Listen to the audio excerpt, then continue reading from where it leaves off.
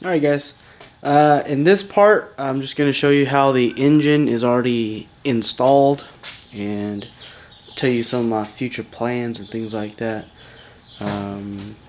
Anyways, in the last episode I was telling you guys about how the F2K kit is installed, or at least the parts that goes along with the installed, and I'm gonna now just show you how it looks inside the car.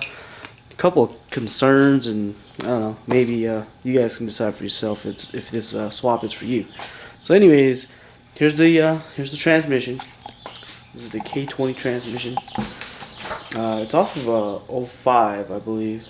Okay, so that's the transmission, and that's how, right there, that's how it mounts to the driver's side of the chassis.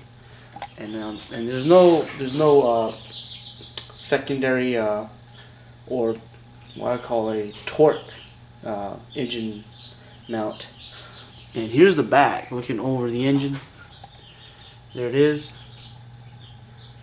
There's a mount that's created to hold on to the rear mount of the chassis, and it comes to the, it's just attached to the transmission and not to the block. So if you look at it here, here's a good eye for you right there. Attaches to the transmission, and then there's the adapter plate, and then the adapter plate adapts to the engine.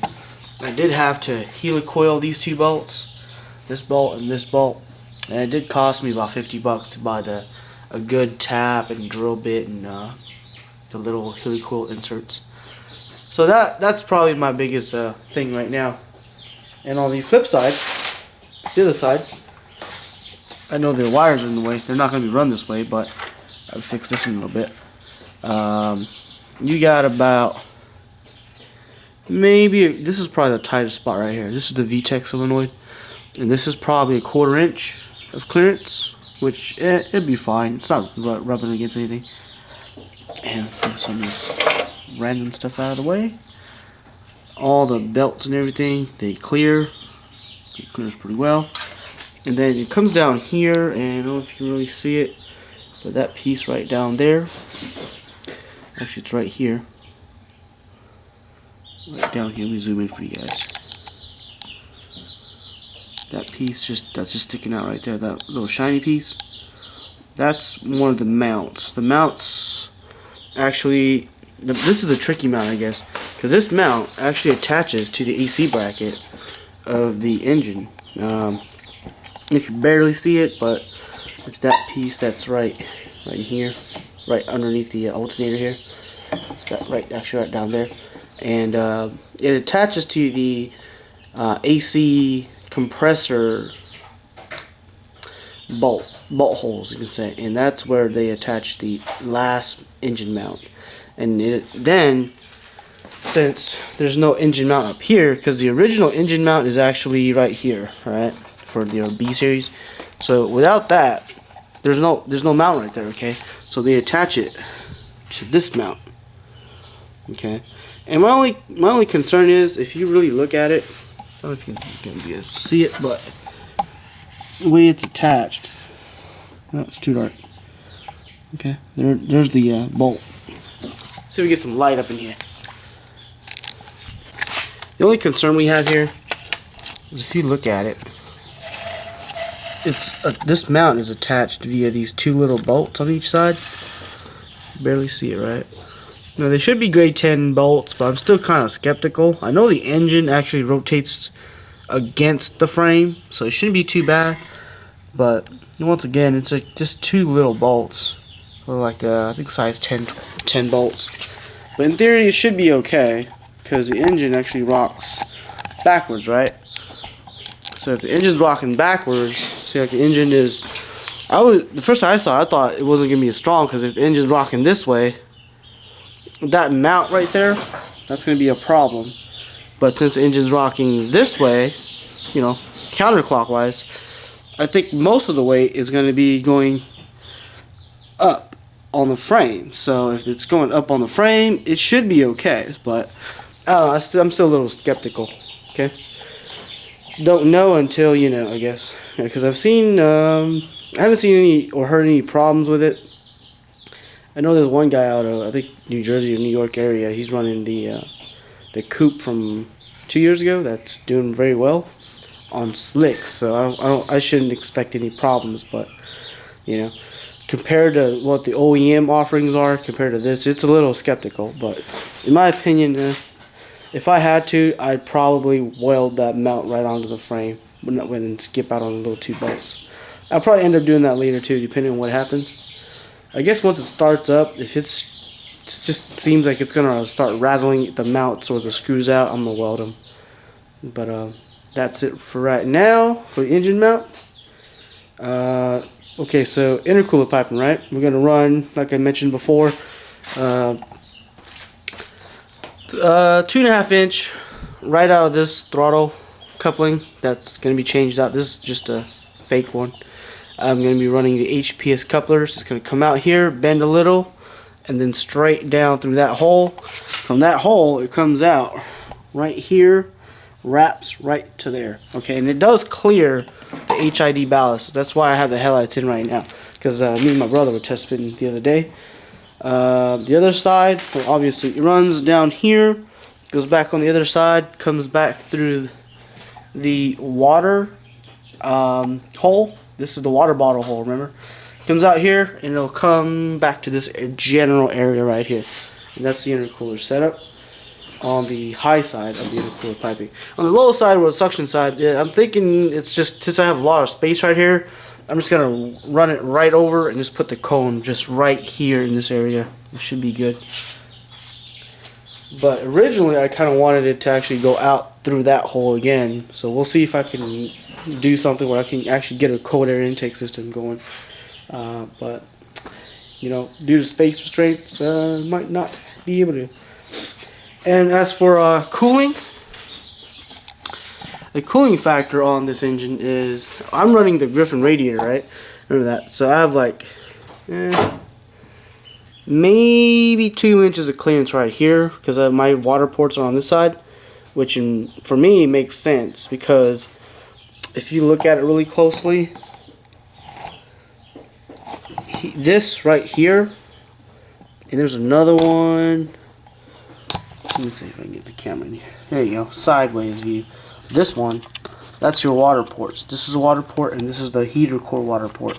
So you need to get these out. This one's going to come in. So see, that one's going to come in, and it's going to plug up here. And the bottom one down here is just simply going to go up and plug in right here. And the return port for the water is actually right there, right up behind this line right here.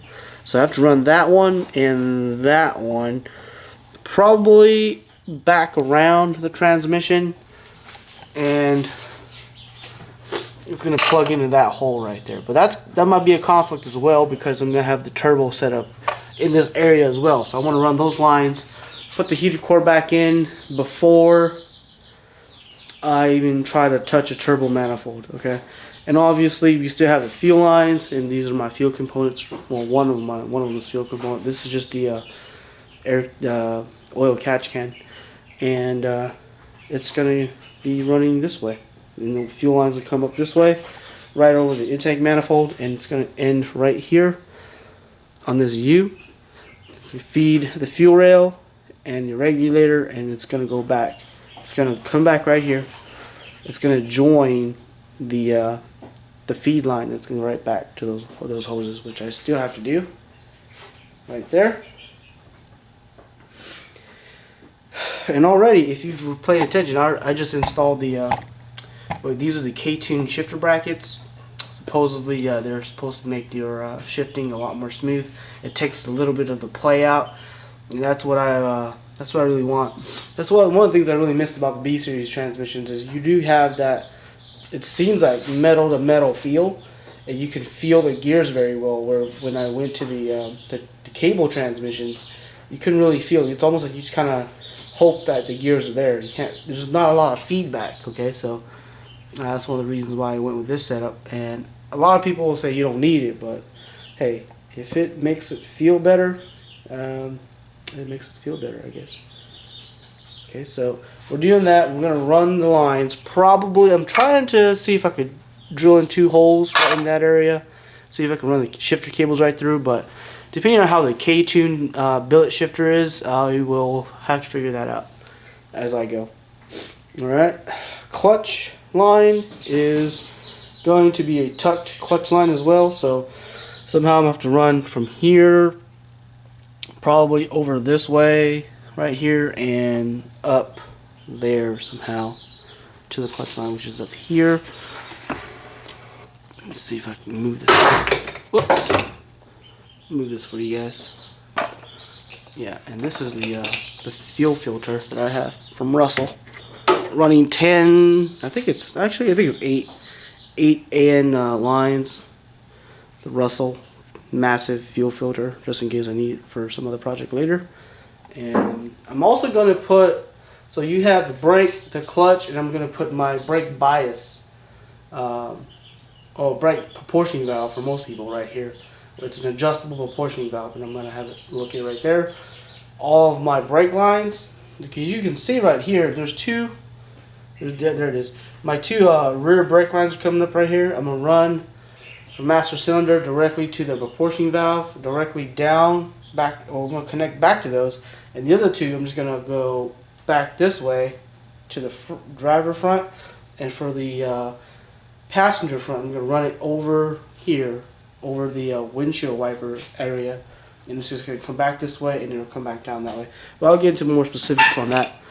I don't want to do a completely crazy tuck because this is going to be a track car once in a while, so we do want to keep things easily accessible. And if anything does leak, you want to repair it easily. You don't have to want to go through carpet and things like that to get to it, because you probably won't even see it.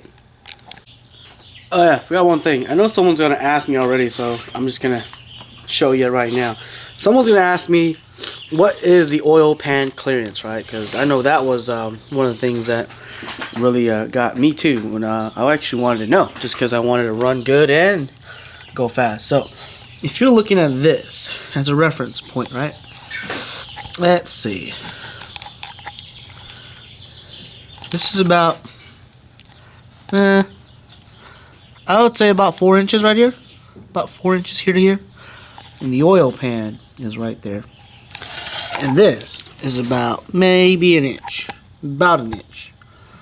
About an inch of clearance. So, not the most interesting thing, but if somebody really wants to know, I'll take a ruler out and measure it for y'all. And there it is.